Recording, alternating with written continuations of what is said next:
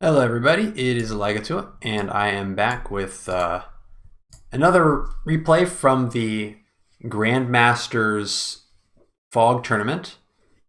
And this one is going to be on Break It, You Bought It. But before we get into this one, I would like to remind everybody that this video will contain spoilers for the tournament. If you're watching this, you probably have seen all the games already if you wanted to, but if you are still holding off on doing that and you don't want any spoilers, then you should be well aware that there will be spoilers in this video, and you should watch the games first if you don't want to be spoiled. So link in the description for that. I'm not going to waste much more time waiting for you. If you don't want to get spoiled, then get out of here. Get out. All right. Now that you're still here, let's get in and start talking about this map and this matchup and how everything went down. So this was the second round of the tournament, and mercifully, this round features 2-minute increment instead of 1 minute because this is a 3-base map, and that was a big relief. Having 2-minute increment just felt like all the time in the world, and I had so much time to think over things and do calculations and not be super rushed, and that was a real big difference after playing the first round with 1 minute increment. So in this matchup, I was playing against Reimer, and Reimer is a player that I've played against just once, and actually only in kind of a friendly game that I didn't take too seriously. But Reimer is a really excellent player, and I just kind of assumed going into this game that I probably wasn't going to win. Live has never really been my specialty, but I figured, hey, if I do some preparation, then I've got a shot against anybody for sure. But I figured that this might be a tough match for me. There were some things that were pretty favorable for me, though. It is a tier 3 matchup, and that allows me to play as Kindle. And so I knew doing my preparation for this match that, or for this map, rather, because when I did the preparation for this map, I didn't know who my opponent was going to be, because it could have been either Reimer or Talos, and I knew both of them would probably be favorites against me, honestly. But regardless, I knew I was going to go pick Kindle no matter what going into it, because I just really like Kindle, and Kindle makes the openings very difficult for whoever's playing against Kindle. And I kind of assumed it would just be a Kindle mirror, to be honest. I thought that's kind of how it would shake out, and we'd be going into a Kindle mirror. So with that being said, let's take a look at this map a little bit before we talk any more about how the actual match went down. There's some interesting architecture going on here that's worth talking about. So let's start with our bases. So we got our bases back here. And then you've got a neutral base here that you cap. And so this neutral base here in the center is very, very far forward. And actually, it is so far forward that you actually get one tank move access to some of these cities in the center. So this is 1, 2, 3, 4, 5, 6. So not this one, but 1, 2, 3, 4, 5, 6. So you can basically hit anything that's on this city with one tank move from this base. So some of these cities are really in very close proximity to reinforcements, and that was something that I took note of very early. Another thing that we've got going on here is this weird kind of S in the center, or the 69, I think, as some people were joking, because once you see it, you can't unsee it. But we're going to call it a 55 because we're grown ups here, right? So anyway. So we've got some C tiles here that form a pretty formidable barrier, I guess, between the east and the west sides of the map. And so that kind of splits off your fronts. Your fronts I don't necessarily know if you have a strong side, weak side per se. You really have the option to either commit this way or commit this way, and that is because you just can't go through the middle. So all the units have to funnel either one direction or the other. So that is a pretty major characteristic of this map. Additionally, I mean, there's just a lot going on here. So we're going to have to get through a bunch when we're talking about the terrain here. So additionally, when we're looking at these bases here, the reinforcement path for vehicles goes through like this way and through a couple of forests, or at least just one, I guess.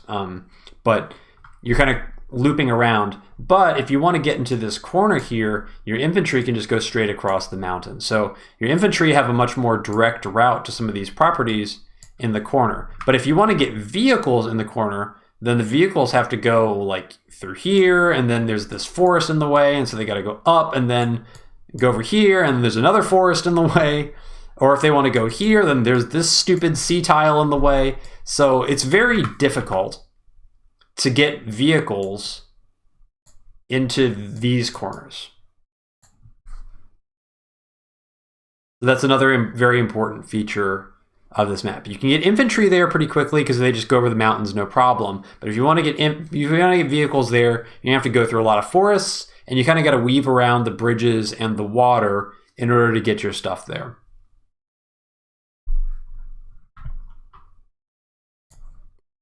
So another major feature of this map is this black boat here that's on the port. And so this black boat actually has a pretty substantial range of movement. You can see it can get all the way back down to here, and in theory it could go all the way up to here, although I think there is probably too far reasonably to go. And your opponent likewise can go from here all the way to here and kind of cover this area. So there's real substantial potential for infantry reinforce from this back base because the black boats can travel really far and get infantry right up into the fight very quickly, even though the base is very far back. And also, you have this port here in the center that can refill this black boat's fuel. So that black boat is going to be ferrying infantry for as long as possible. Something else that I noticed is that you can actually put this black boat here and you get infantry from this base. And so that's something that if your income curve requires it, you could actually go use infantry reinforcements from this more central base with the black boat to bring them maybe like over here more quickly. So your black boat should really be moving and ferrying infantry very often because its positioning is so nice to ooh, what did I do? Okay. Sorry, jump scare. The black boat is so helpful, and you can just get infantry to both sides. You can unload infantry here, you can unload infantry here, you can unload infantry here, and one of those locations ought to be safe no matter what situation is happening in the game. So there's really no reason not to be using this black boat pretty extensively to improve your infantry reinforcement. When we look at the airport here, we got an airport kind of on its own little bridge. The main thing to know about this airport is that it is 3 tiles away from this base. So whenever you have an airport 3 tiles away from a base, a lot of times that is going to mean that you are going to have good T-copter efficiency, because you can build the T-copter and then it can go 3 squares away from your base for kind of maximum efficiency boosting, and then you boost an infantry, and then the next turn you can kind of shuttle the second infantry off wherever you want it to go. So I noted that as well, but I didn't actually opt for a T-copter build when I started my planning for this map. And the reason for that is you have these pre-deployed missiles on this map. So yeah, there's just like a lot going on with this map. It's quite complex with all the terrain and with the black bow, and then you got pre-deployed missiles as well. And this is not something that is very commonly seen. And you may think that like, wow, pre-deployed missiles, like that must be really useful. But the reality is that pre-deployed missiles are kind of a big, slow recon that can't shoot. And the reason for that is missiles are pretty easy to play around if you know they exist. Because if your opponent knows they exist, then they're just going to fight with their air units somewhere else, because air units are so much more maneuverable and able to shift fronts, and missiles are just so slow that they can't possibly do that. So if your opponent knows you made missiles, then they can kind of smile and laugh at all the money you spent on that and send their copters to the other front and just kill your stuff there instead. So in this map, because the missiles are pre-deployed, your opponent definitely knows that you have missiles and you know that they have missiles. So their surprise value is 0, basically. So if the missiles are not going to be used to shoot stuff, basically all they can do is see stuff. And missiles can see as far as recons, which is pretty cool. And they start on the HQ, which is pretty far out on the map. And this is kind of an interesting thing. So there's a number of things that you can actually do with these missiles to make them useful. Obviously, you can just leave your missiles on the HQ and it can protect against HQ cheese, but we're in the Grandmasters Tournament and we're trying to eke out every single advantage that we can over our opponent. So we're not going to settle for playing it safe and just parking him there. There's options that we can take advantage of to at least cause some disruption for our opponents, and they will likely be doing the same for us. So there's two choices really to be made here.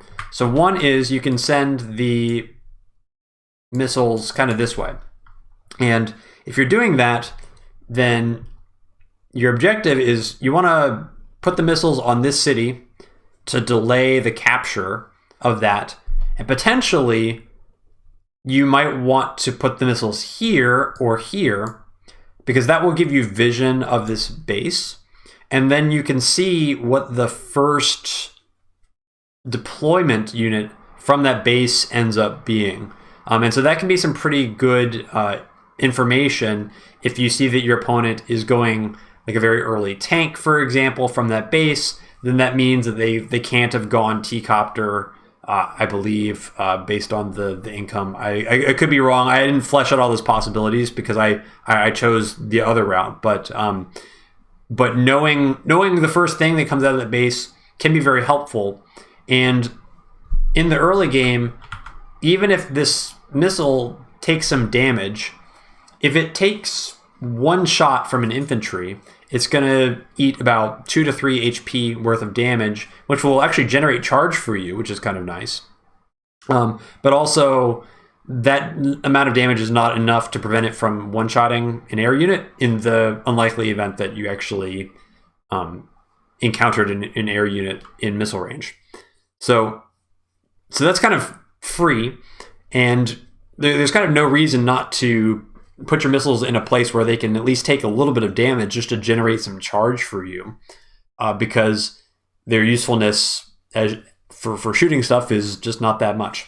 So it seems a little bit counterintuitive, but that to me that is really the best way to utilize your missiles on this map. So that's this direction. There's another option, and that is actually to send it over here to this corner. Now, I thought that sending it to the corner was actually very, very appealing. And there's a few reasons for that. One is you can block this comm tower. And the movement to this comm tower, like the infantry goes here, and then the infantry goes down to here to this circled spot, and then it's going to go another 3 spots, and it's going to bonk into the comm tower. So the infantry can't have vision before it bonks in. So like if you put the missiles there, it's almost always going to bonk. So that's always nice. You can actually get really crazy, I think. I think you can even block the capture of this city with the missiles as well. I kind of toyed around with doing this for a little bit, but if you do that, you eat 2 infantry shots on the missiles right away, and then that actually lessens your ability to delay this comm tower and actually keep the missiles alive at the same time. So it's a thing that you can do, but it's a little bit crazy. But anyway, regardless, putting the missiles there is virtually guaranteed to at least delay the comm tower a minimum of 1 turn at basically no risk. Another thing that you can do is if you block the comm tower and then you leave, you can also just park it on this city as well and delay that city even further. And if you're willing to take like an infantry shot or 2, you can really slow down the caps in this area. And the reason that I like harassing with the missiles, that's the first time I've ever said that, I think. The reason I like harassing with the missiles in this corner is because early vehicles can't really get here very quickly. And if they do get here quickly, the vision from the missiles is likely to see them before they arrive. So your opponent is really not going to want to send things other than infantry to this area. And by putting the missiles there, you get to be really obnoxious and force your opponent to really commit infantry to attack your missiles in order to unblock the properties that should be free. But there's more, actually. And this was actually the first build that I experimented with when I was planning my opener. And that is that recons from this base are able to get to this corner relatively quickly. Almost, I think, just as quickly as units from these bases can. So like the vehicle reinforced from here and from here is pretty much the same. You just have to believe me on that because I'm not going to count it out, at least for these bases. But from this base, it ultimately ends up being like 1 move here and then 2 moves. Let's see, 1, 2, 3, 4, 5, 6, 7, 8. 2 moves is here. And then 3 moves ends up being here on this square. And so my original plan for this map is, what if we send the missiles here, and then we do day 3 recon, and we send it up here so that all the infantry will be attacking into the missiles on the comm tower, and then my Kindle recon will show up really early, and then be able to get on this comm tower and get free hits off on whatever infantry are in that corner. And then once you've got a recon there killing stuff, it's really, really slow for the opponent to actually reinforce and deal with that recon. And you can really majorly delay stuff in that corner, potentially like removing the comm tower until quite later on. And that was something that I seriously considered at first. But ultimately, I decided against doing that. And the reason for that was primarily that I felt like it hurt my economy too much by going day 3 recon, because if you're building recons from this base instead of infantry, you end up getting to like these areas with your infantry really, really slowly, because your first couple of infantry are going to be countering like this area, capturing this area and this area. And then the first one's going here too.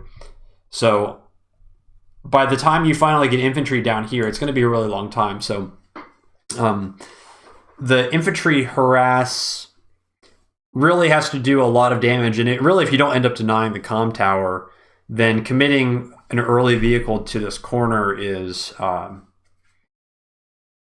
it has the potential to harm you as much as it harms your opponent. So I kind of toyed with it a bit, and I had like a few lines that I had thought of where I was like, maybe it was like a day 4, day 5 recon, something like that. Like send 2 recons to that corner and just like totally take it over and force vehicles to go there, which might open up like the rest of the map for like just tank spam from the center base.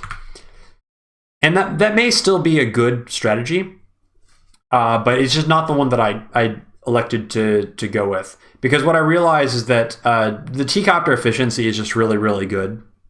And in practice, what I can do is send the missiles over there anyway, delay these 2 properties by a little bit, and threaten the possibility of sending the recon, but just not actually send the recon. And that way, it doesn't cost me anything, but it still seems really scary. And my opponent might have to respect that. They might be caught off guard. Maybe they've not thought about sending the missiles to that corner. I don't know. So there's a lot of good things that can happen.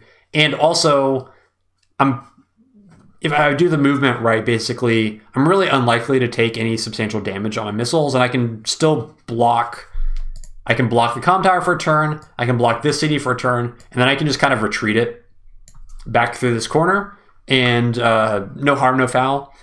It costs me nothing to do, and I'm not gonna really pay any price. So it's just free damage, and then my opponent has to worry about what if a recon shows up. So I really like plays like that, because your opponent has to react to that, and if they want to just continue capturing those cities without any sort of support, then they're taking the risk, and it kind of costs you nothing to do. So I think those are it's just kind of like a well-designed play to sow unease in your opponent with very little risk. So ultimately, that's what I went with. I decided to go for the missiles up there into a T-copter build. And the T-copter, I think, is really, really nice on this map because when you pair it with this base, the horizontal distance to a lot of the properties, like so these 2 especially, I'm not sure who they necessarily belong to. I think this one probably belongs to player 1, and maybe this one is like kind of a contested between player 1 and player 2. But when you have the T-copter, they kind of become pretty strongly towards player 1, because you can just get stuff over here pretty quickly if you put the T-copter here and then shuttle infantry over. And so you're getting infantry like 1, 2, 3, 4, 5, 6, and you're able to unload them here or here. And so this is pretty close to these 2 cities. So that kind of opens up those 2 cities to become yours very quickly. And also, when you combine it with the power of the black boat as well, you can really kind of alternate transport. So 1 turn, you load an infantry up, and the T-copter takes it. And then the next infantry goes into the black boat, and then it gets ferried up. And then the T-copter comes back, and then it's ready for the next infantry. And so you can be just like shuttling infantry out of this back base constantly, because you got 2 transports that can just kind of go back and forth. And so I think the dynamic is really, really good. Additionally, this city is 1, 2, 3, 4, 5, 6, 7 away from this base. And so if you watched my my level 1 opening video, or I guess my part 1 of the levels of openers, I talked a little bit about things to look for on maps that make transport copters good. And one of those things is cities that are 7 squares away from a base, because the +1 boost from a transport copter will allow that city to be captured in 1 fewer infantry moves than it would otherwise. So that city becomes more efficient by 1 turn with a transport copter, so that helps offset the cost of the copter. Now, I even actually played around with an APC opening, because you send an infantry over here to capture the airport, and you can do something cute where you build an APC here, and then it boosts the infantry to here to get this city faster, kind of like the now, I think, well-known RIP opener on Stalingrad employs a similar concept.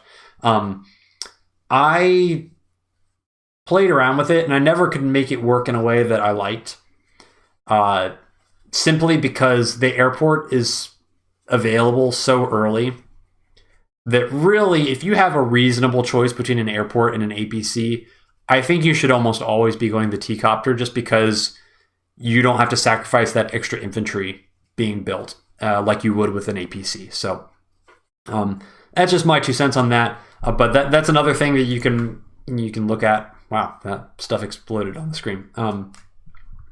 That's something you can look at. But I felt like the T-copter was better.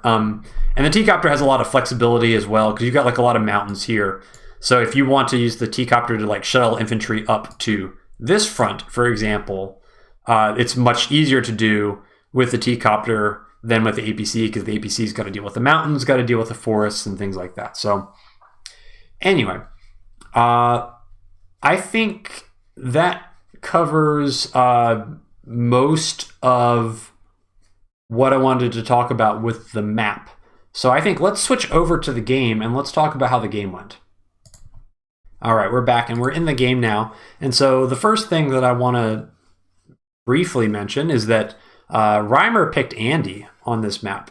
I was really, really surprised to not be playing against a Kindle on this map, and I really thought it was kind of an obvious Kindle pick, given the amount of cities that are on the map, and just, well, I guess given my thoughts on Tier 3, I really think that Kindle is just maybe not substantially better than the other Tier 3 COs, but I mean, non-trivial advantage to Kindle in most matchups in Tier 3 at the moment. And so I thought this was kind of a clear Kindle pick, but especially happy to see Andy as an opponent, because Kindle, I think, is strongly advantaged against Andy in most situations. The powers for Kindle are much better than Andy's power, and also the day-to-day advantage. Andy really has to worry about harass, but Kindle is very resilient against harass, because if you're trying to remove infantry from cities, you need to really have a lot of units there to kill the infantry, and then ideally place something on top of the city as well to prevent yourself from getting like a recon popped in one shot by a tank, things like that. And so it creates a lot of safety for Kindle to be a little bit more greedy in the opening, because your opponent's not going to feel that comfortable harassing into Kindle. So definitely was very happy to see that. And let's start getting into the actual action here. So nothing too exciting going to happen off the bat, but I'm just making sure to send my missiles over to the comm tower.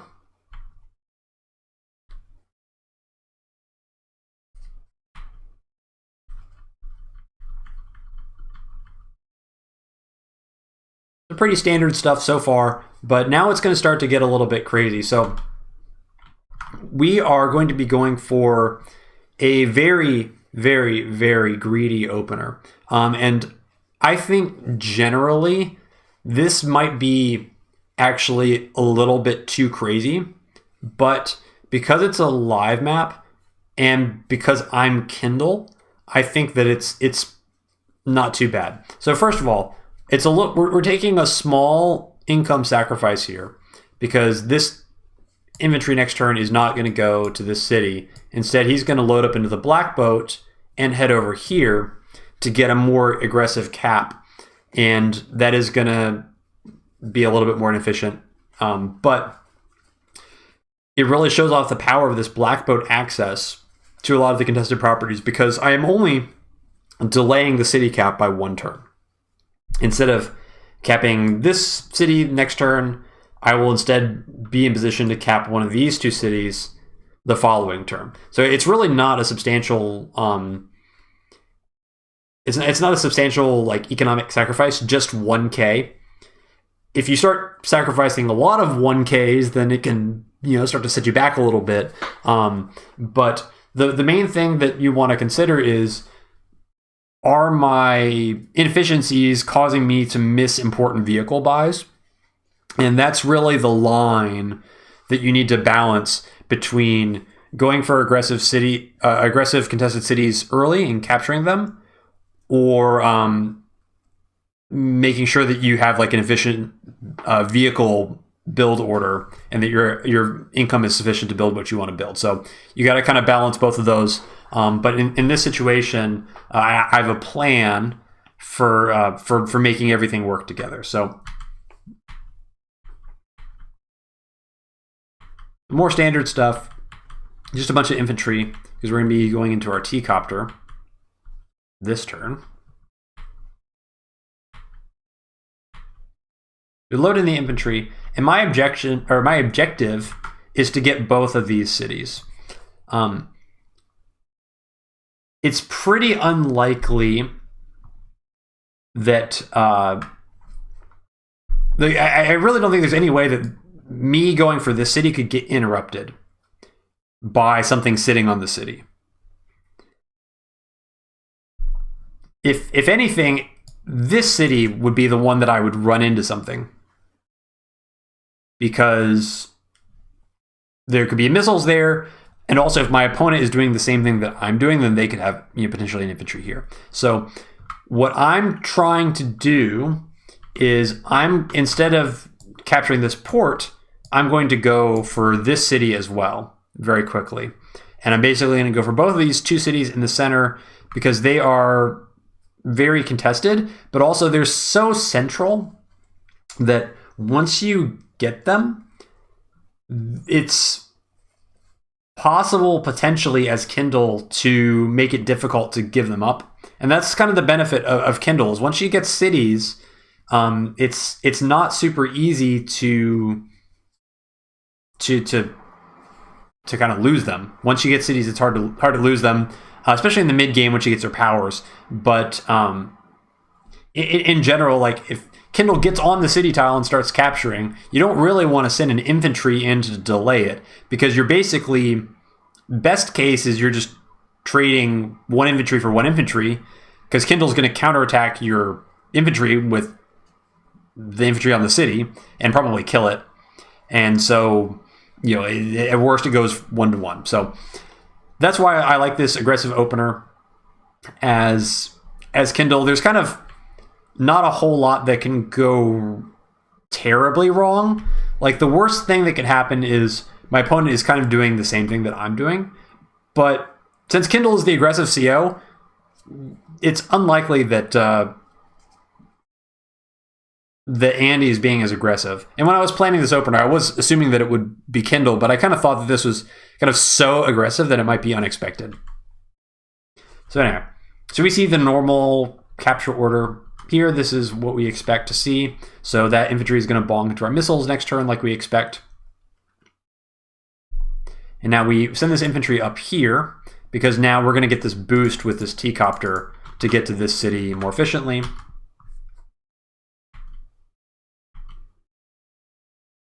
And we go up here, we see nothing. And we go up here and we get bonked by the missile. So it's a little bit unfortunate. And I was a little bit nervous that maybe there could be a tank as a first vehicle from this city. And that's really what would be bad for my build. If I run into a first vehicle tank from this city, then it's got the potential to clear this infantry pretty freely, in combination with the vision from this missiles. And this missiles, for all I know, if the missiles is here, then these are both free, right? So seeing these missiles here is like, it's not like worst case scenario, but I was kind of hoping they'd be somewhere else, like over here. I was kind of hoping that maybe my comm tower would get denied and Reimer would do the same thing that I was going to do to him. But instead, missiles are there, and the missiles see this infantry, so that kind of stinks. So if Reimer has anything to interrupt that infantry, we're gonna see it next turn. But that's just how it is. We can't do anything about it. It's one of the ways it could play out.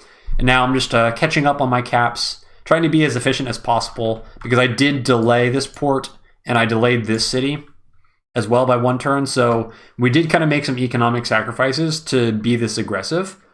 So we need to now be a little bit more, I guess, conservative, and just the rest of the build, we want to be pretty sane with our captures, just to make sure that we don't cripple our economy by being too nuts. And so this is what I was talking about. So now we've got the T-copter here ready to boost, and we also have this black boat that's ready to boost as well. And so we could have built a vehicle, but we were a little low on funds because we invested it in the T-copter instead. So I'm going to use an infantry from this forward base and use it with this black boat to get it over here to, one, potentially support this infantry if it gets harassed, but also to just get to these caps more quickly, because that is a relatively far away part of the map. And I don't need to really go for this city because I have infantry over here. They're going to cap this one. So I'm going to kind of get to some more aggressive captures very quickly with these transports.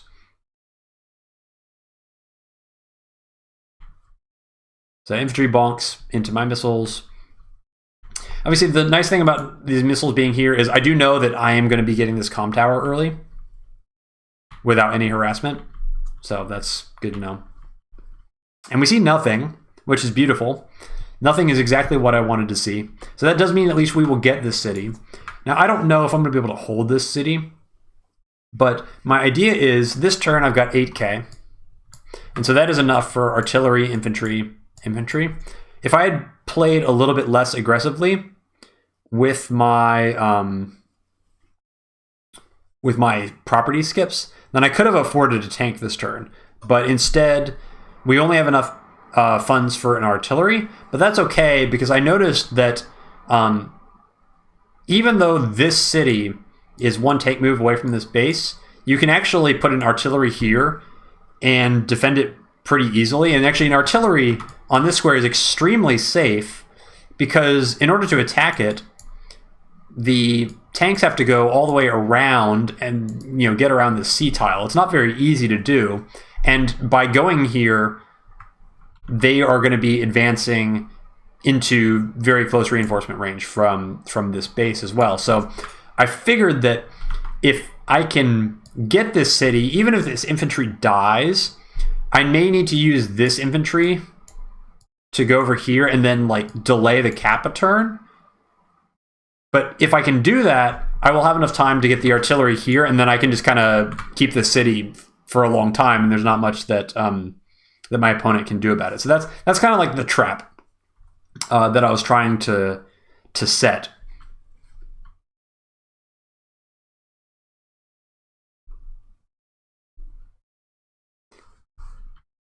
And so I put this guy here to have the option to go here.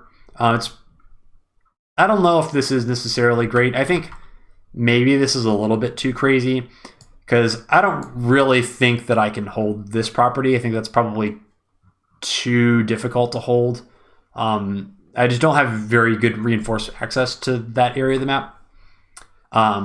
So maybe if I did it again, maybe I'd put him here. But regardless, he's there now. And we're benefiting from the T-copter boost here. And then actually, this is nice. I didn't realize this. So this guy can either go here, or he can have the option to go to one of these. So basically, if I decide that I want to get this city here, then this guy will come up here. So the T-copter is getting really, really good efficiency, and I'm getting infantry to capable cities much faster than I would otherwise.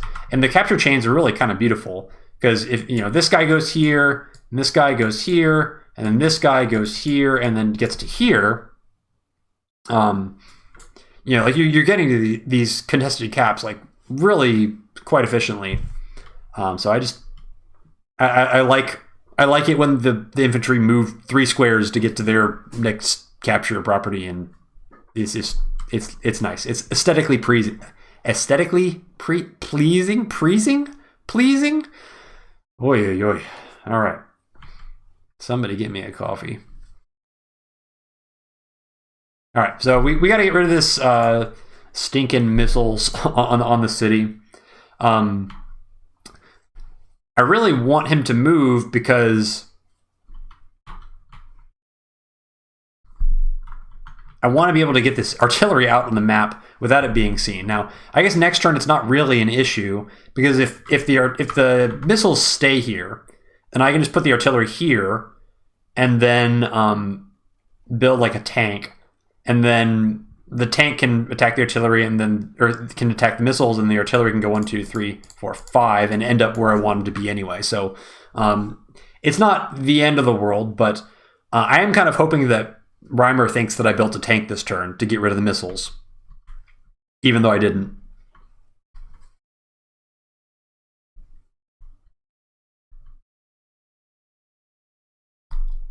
So this turn was really, really bizarre. So first of all, the missiles retreat, so that's nice. So we kind of mind gamed a little bit. But this infantry caps the comm tower, and this infantry just leaves. Like, I don't know. I don't understand that. My guess is that maybe Reimer was afraid that I was going to have recons down here, because Reimer has not seen any vehicles for me at all. So I could have anything, right? So for all Reimer knows, I did my original idea where I did like the day 4, day 5 recon or whatever. And I'm sending like a ton of crap to this corner, even though I'm not. So with this infantry being here, like the missiles are not really under any pressure to leave, because only one infantry is going to clear the missiles really slowly. And I think at this point, like, I kind of got second thought. So I was expecting this infantry to die. And when the infantry didn't die, I wasn't really sure what that meant.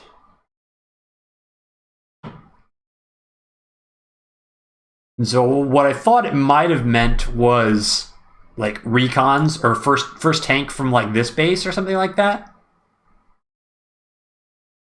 So anyway, I kind of felt like if this guy didn't die, the odds of me being able to get this property are like, there's just no way. I'm much better. It's much wiser just to go for the safe cap and just kind of abandon this area and use this guy to go here anyway, because he's got some good options over here anyway. So so I'm not losing like a lot of efficiency or anything like that. And so if we turn on the lights for a second, we can see that there's no freaking way I was getting that city. Nuh-uh. So this was a really good decision by me, I think, in retrospect, to kind of tone down the insanity a little bit. And that ends up saving the life of the infantry, and it gets me that cap. Gets me this cap sooner, and ultimately it's going to get me this cap sooner because I'm going to reroute that infantry down there. So that's good. But now this guy needs to leave. His job is done. He does not need to be staying within 1 tank move of this base. I can't believe he's still alive anyway. I don't know why I necessarily moved this guy back. I feel like I could have waited another turn. I don't know. Sometimes in live games, I mean, I think I had a plan where I was expecting this infantry to come down here, and so I just like had planned to move the missiles back, and I just stayed with the plan, even though I probably didn't need to, but anyway. So T-Copter doing T-Copter things, and now we've got the property that we're going to steal, and we're getting over here pretty well. Everything's kind of going peachy, like everything's going to plan, which is nice because the other games that I played, my pre-planned opener didn't actually go to plan at all. due to reasons entirely under my control. But this one, actually, the opener I did was the actual opener I planned for once, so that was nice. So this artillery, again, just out of vision range of the missiles, because we don't want to give away for free that we have built an artillery. We would like to keep that information to ourselves.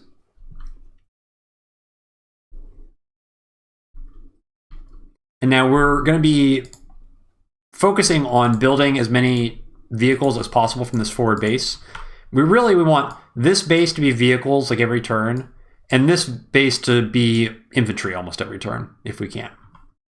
The vehicle reinforcement from this base is not amazing, but the transport power of infantry from this base is so good that this is probably my second base for vehicles if it's up to me. And because of that, this means that I'm probably going to be focusing on this area as my offensive side rather than this area. Because remember, we talked in the beginning of this video about how things can kind of split based on which side of the 55 you're on, either this way or this way. And so this is why I'm committing to this side as my strong side, because we're going to be building vehicles from here, I think.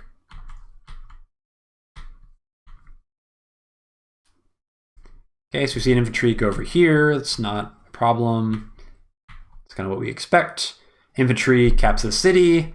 Not a shock at all. And actually, this is nice because now I can interrupt it with the infantry, and then my artillery is going to be in position to deny that.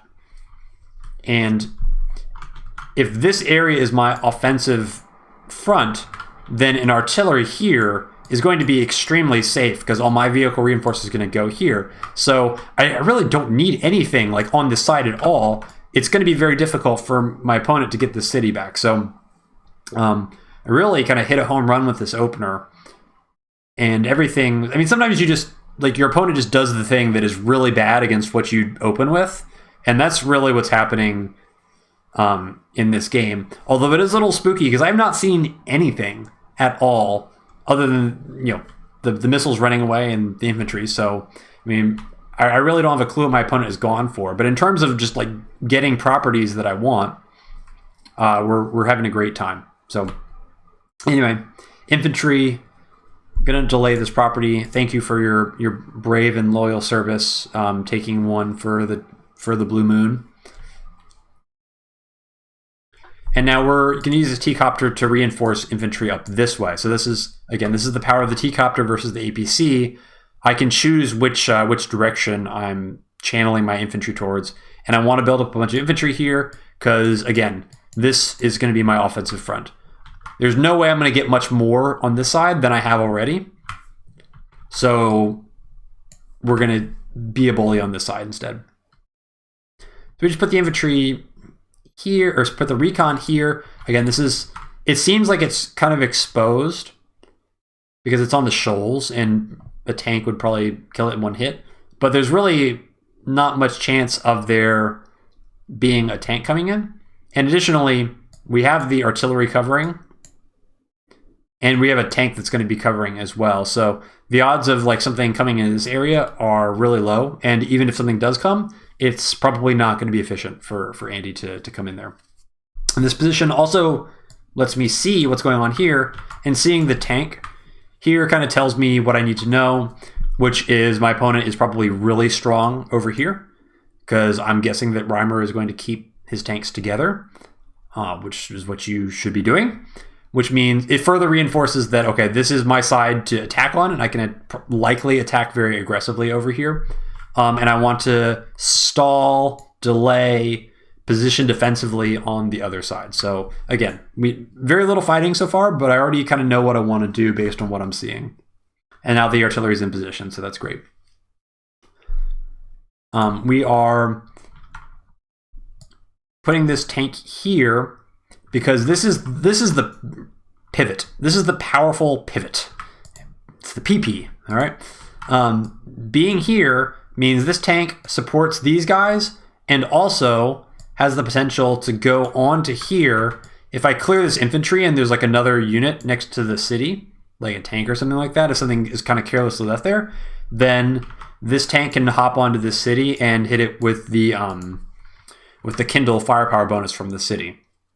So we don't, I mean, that would kind of be overextendy, like really overextendy actually for a tank to do that, but the option's there. We don't have to do it if we don't like what we see. But on, like, if I move the tank up further this way, like, what is it going to do? I mean, I guess I could cover this guy, but I'm not expecting a contest of this city at all.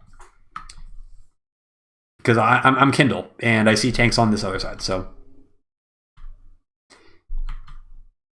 And we just get more infantry in position to try and delay this. We're not going to be attacking here. We just want to make sure that our artillery can fully clear that city. And if he does like a join cap, then I've got artillery that to kind of fully clear it off. Tank, infantry. So again, these are our two bases. Vehicles here, infantry here, transports here. Synergy, it's lovely. So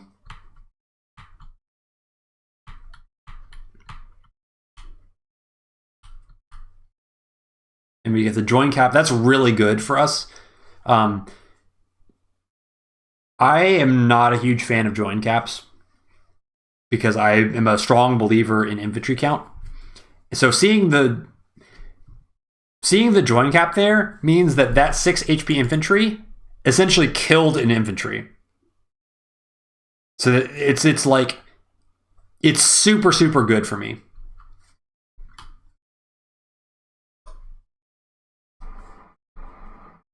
And we see everything. We see the world with this recon. This recon sees 3 tanks over here.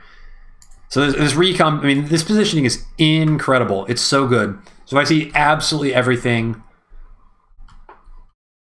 And it's like the decision making is incredibly simple now because the opener just plays itself from now on.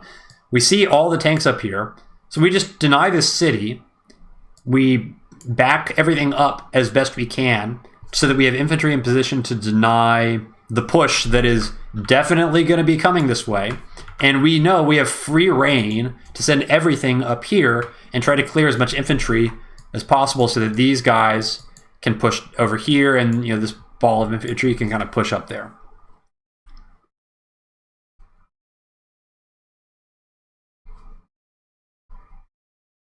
So we have absolutely no fear at all of anything on this top right side.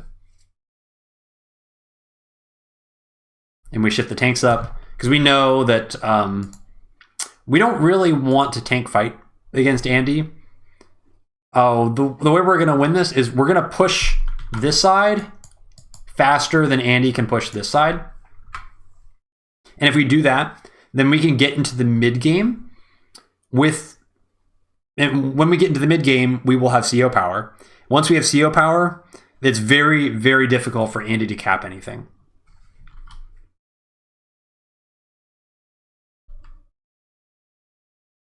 Again, transports being very good.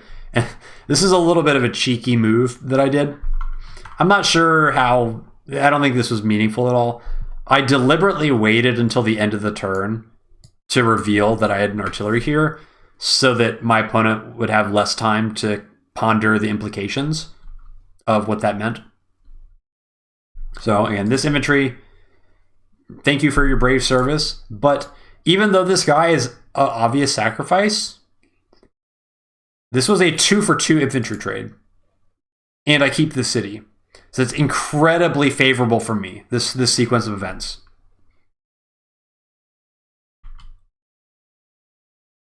Because the city really ought to be like an overextension city, but the fact that I'm able to defend it and also not have to sacrifice unit count to keep it under my control is incredibly good for me. So unsurprisingly, Andy can't attack the city anymore because I've got infantry locking it. So not surprised to see another attack here. And we're just trying to keep our infantry as far back as possible.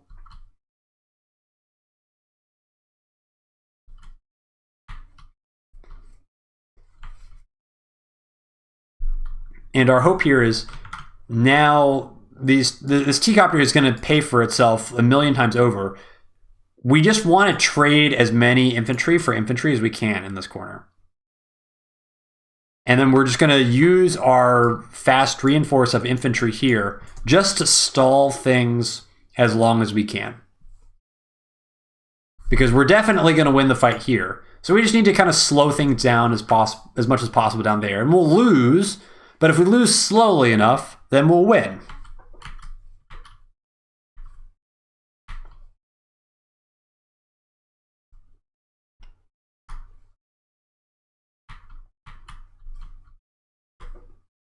Another thing I want to point out is Reimer has to keep the tanks back here instead of engaging into my infantry over here, which are basically undefended. And the reason for that is because I have been controlling the vision very well and not revealed any of my units carelessly, as far as I know. Like, there could be a recon over here. We don't know that could have seen these tanks. But for all Reimer knows, we could have 3 tanks here waiting to counterattack.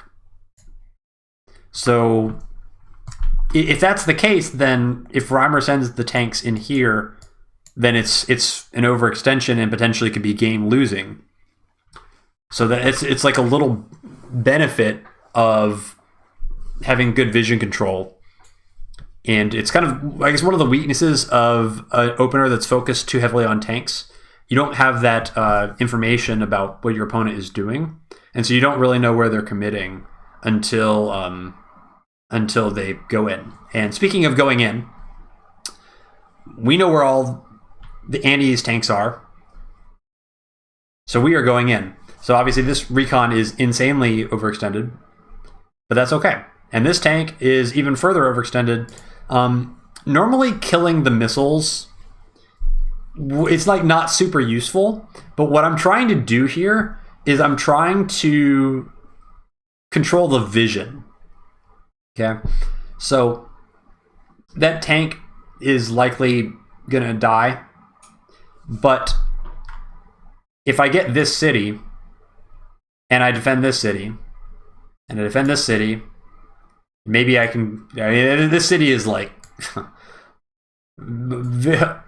aspirational for sure, but putting pressure on this city, these are a lot of threats for Andy to deal with, and they're going to require a vehicle commitment to deal with. And if the vehicles start showing up here, then that's going to make the push here weaker. And remember, we don't need to like win over here, we just need to stall it. We need to stall it to the point where we can trade our infantry into Andy's infantry so that Andy doesn't have any more stuff to cap stuff. And now I send this recon, artillery up here instead of continuing to lock this city. Because if there's a tank over here, the tank is going to want to come onto this tile. So, I mean, it also defends this city, which is great. But really, I'm trying to lock down, like, if a tank comes in and pops this recon, then I want it to have the counterattack. And this is the benefit of controlling the vision, right? Because if the missiles were still here, 1, 2, 3, 4, 5, it still sees the artillery. So the missiles have to die, and now this is a more effective trap, assuming that Andy doesn't have any recons, which Andy might have recons, but we don't know. So regardless, this infantry or this artillery is quite safe here because this is a C tile and you've got a wall of infantry. This is going to be pretty tough to break through, especially given what we know about all the tanks that are likely over in this area. So now in planning the rest of this turn, we're blessed with having a really good understanding of what the situation is thanks to like this recon and what we saw earlier. There's like nothing up here. So I think it's very likely that these two cities are both going to belong to me, just based on what I see. what I need to worry about now is actually, I need to make sure I don't lose these cities too quickly. And so with the remaining tanks that I have, we're going to do some infantry trading first. We trade some infantry, delay the city, and now we're going to shift tanks back. We need a credible threat here. And now we're going to use stuff from this base to try and defend this way, or at least just to stall if we can, so that we have something to punish vehicles that overextend. So we're a little bit split up here, but we are far enough back that it's unlikely that we're actually going to have a vehicle fight, or at least a major one, beyond that. Maybe this tank gets popped, but this missile's on the HQ, obviously very vulnerable, but at the same time, if anything attacks the missiles on the HQ, well, these guys are in position to come on the HQ and counterattack whatever clears the missiles. So missiles are basically just a bait, hoping to absorb an attack, and force Andy to be next to a city so that Kendall can get the bonus. And we're getting very close to CO power range. And if the missile dies, then we'll be at CO power range. So Andy has to, like, this is really getting close to Kendall's power spike in terms of the ebb and flow of the CO powers. And it's going to be that way until Andy gets all the way to the superpower. So Andy has to be very, very careful about positioning tanks. So these infantry are pretty, they're not overextended necessarily, but they are having to clear my infantry, and my infantry are far enough back that it's forcing the infantry to kind of go very far forward, more forward than they would want to, which makes them more exposed for me to continue trading into the infantry. So tank gets popped by a copter, but it's not the end of the world. See, another join cap here, which I love to see, because that's another infantry that's dead. Infantry join caps means an infantry dies. And if our goal is to trade infantry as evenly as possible, join caps are very beneficial for us strategically.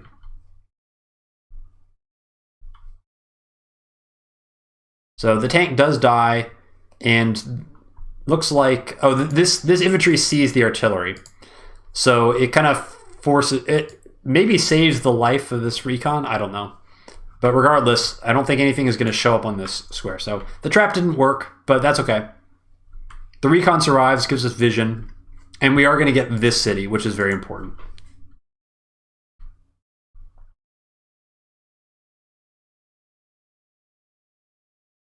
Now, I think there were some wise guys in chat saying, oh my god, why didn't Alagatua block these two tiles so that he would get these two cities? Because on this map, the cap limit is 21.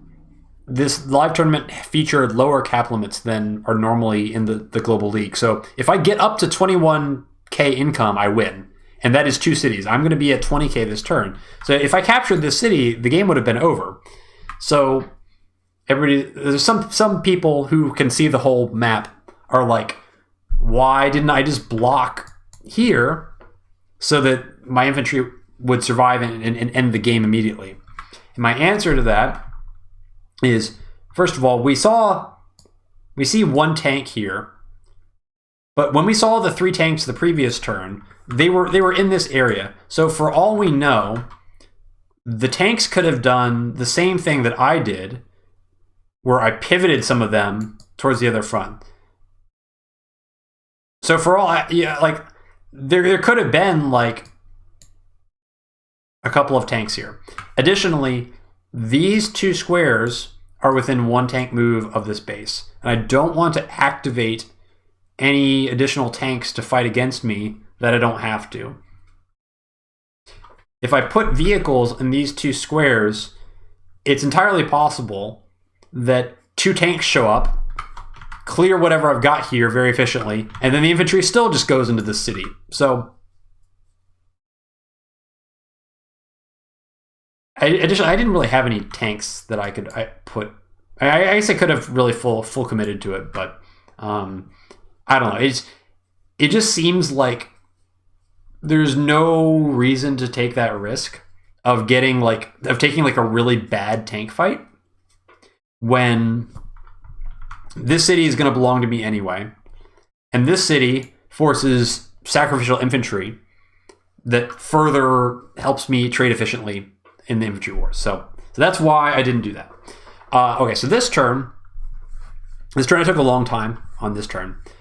Not really for any other reason than I just wanted to make sure I didn't screw it up, because I was like very, very confident that this game was over, and I just needed to make sure that I didn't do anything really stupid to extend this game any further. So the objective of this turn is I'm at 22.4k, and I need to get to 27k so that I can delay these 2 caps with a CO power.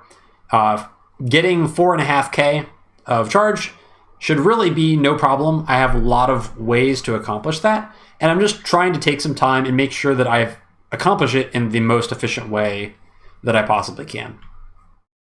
First of all, that infantry goes away. This guy goes to the corner city. So I know if I get that city, I'll be fine. And we send the tank in here because I would like to... I'm thinking about either killing this recon, or do I need to send a tank into this tank? And ultimately, I figured, okay, I can actually send this tank into the recon and kill it. And I'd prefer to do that for a number of reasons. Killing the front recon is very good for controlling vision. If they don't have any recons, then it becomes much more scary to continue attacking. Additionally, this tank ends up on a city, so further brawling around this tile will produce good things for Kindle. And obviously, if the tank's on the city, it's not going to get capped next turn. And at this point, I'm confident that I can get all the way up to 25.5k, or 27k rather, so that I don't actually need to sacrifice anything into this infantry. And then next turn, I can send this artillery back to just relock that city. Okay, so I had to send this guy in on the HQ just to get the charge. Okay, so we CO power and then just continue brawling as best we can. And we did a pretty good job of trading out these infantry. So like our plan to bleed the infantry dry over here has worked really well, because we're not at risk of losing any of these cities. And the main reason is that we've just traded the infantry kind of 1 for 1. And with our T-copter reinforce, we had more in the end. See, we join cap here because this is a win condition. So it's like, okay, you have to kill this infantry and kill this infantry or interrupt it, and I'm going to wall the top right infantry because I know I only need to get one of those cities to win.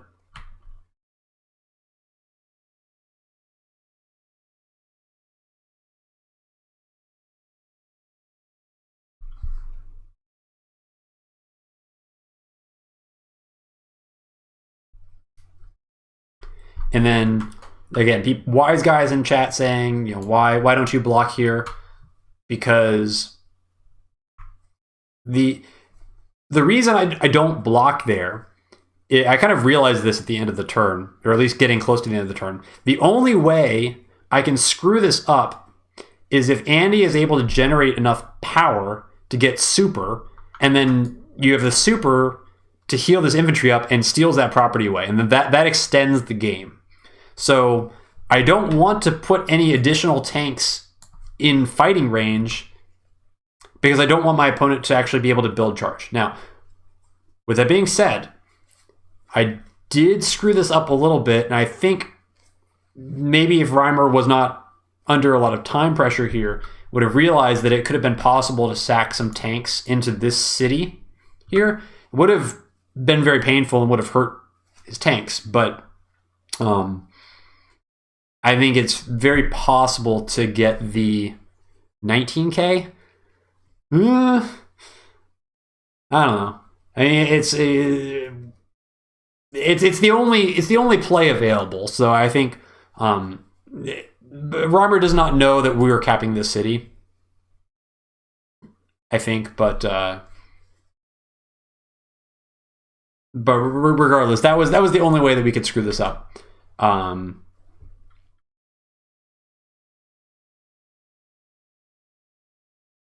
anyway, so that guy gets almost cleared off. And this guy gets artilleried, which is actually good. And our tanks kind of take a beating down there, but that's okay because we don't lose the city, and that's all we needed to do.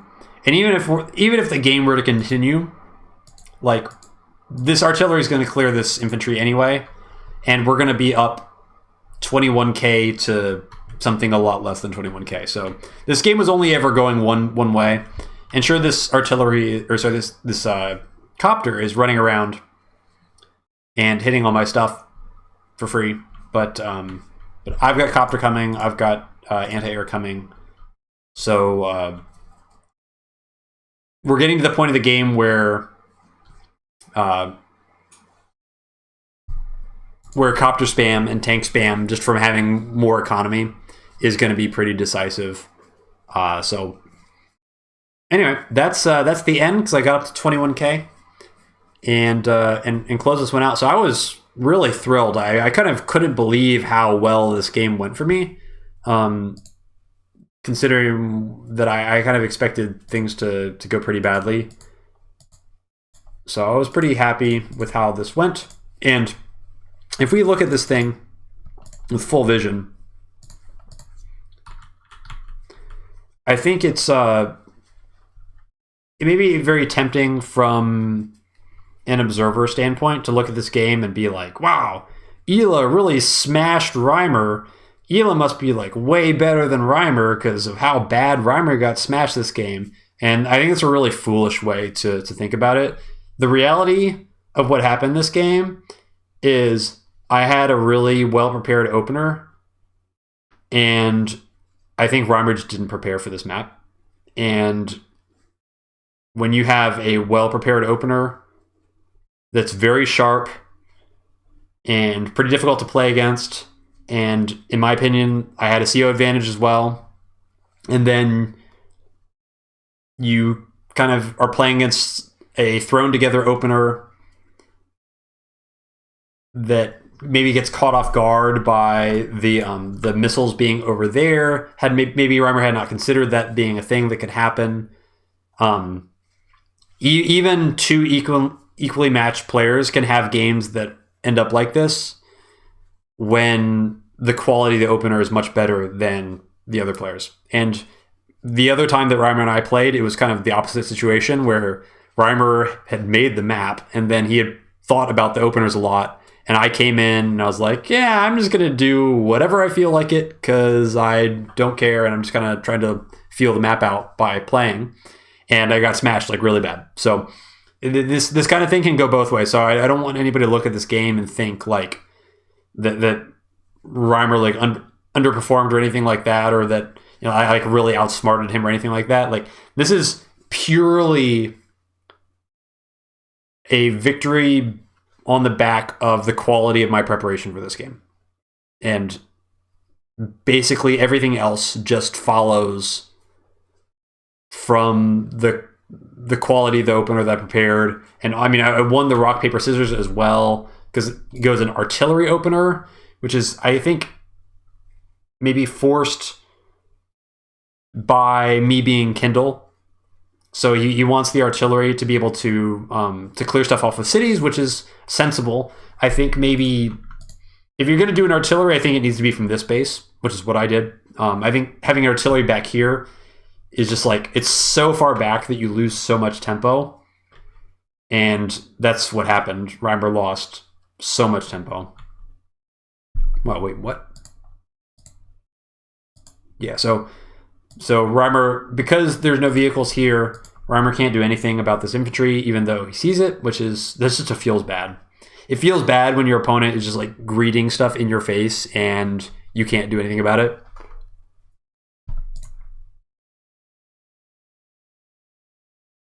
like not doing anything about it actually reveals information to the opponent. It's awful when you're in that situation. So anyway, this is kind of cool. I didn't really consider sending vehicles from this base to this reinforced route. I guess that kind of makes sense though. But since I had the transport, I elected to use the other base. But makes sense. But again, the artillery opening is just so slow that by the time it's in position, I'm already gone.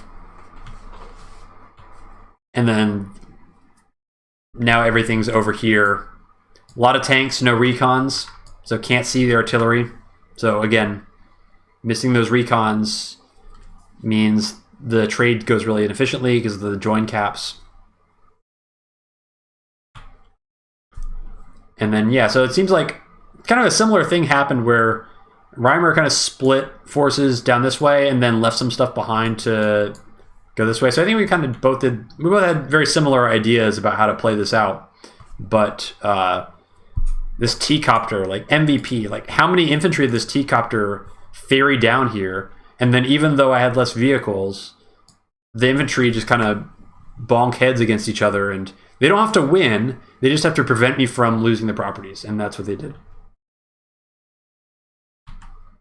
Okay, so that's it. Alagatua was eliminated. Alagatua is the winner, so go analyze that. But thank you for watching this replay and this analysis. Hope this was enlightening. Hope it shows you the value of good preparation and the thinking behind all the possibilities that I explored for this map. I think this is in terms of recording order, this is the last replay that I'm going to be covering from this tournament. So yeah, on this channel we'll be doing more async games with the Smacky Cups as they continue on, so expect more of that content. I've got some other fun stuff planned as well. I've got a lot of ideas, and over the holiday season I'll probably be trying to at least do some organizational stuff behind the scenes to kind of make those a reality, but look forward to some fun stuff in the future. I've got some good ideas that I think everybody will enjoy. So with that being said, that's all for me. It's late, so I'm going to call it here. Have a wonderful evening wherever you are, and have a wonderful holiday season, and Merry Christmas, and we'll see you in the new year.